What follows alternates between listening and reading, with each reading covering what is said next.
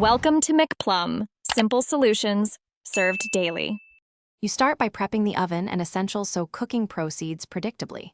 Turn the oven on to the recipe temperature and wait until the indicator shows it's reached temp. This prevents uneven cooking. Place racks where you want them now, because moving them mid-cycle wastes heat. Use an oven-safe tray or pan suited to the dish and position it on the chosen rack.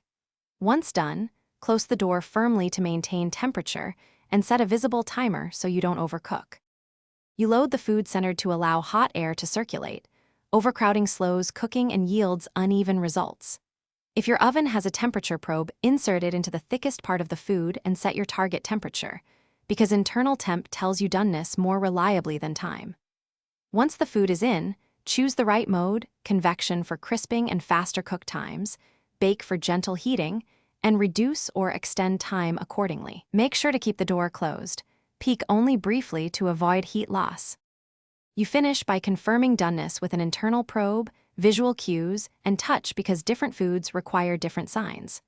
Once out, rest meats and many baked goods to let juices redistribute. Tent with foil to retain warmth without steaming. After cooling, remove racks and wipe spills to prevent smoking next time, and run a quick self-clean if heavy residue exists. If the oven runs hot or cold, recalibrate the thermostat or use a reliable.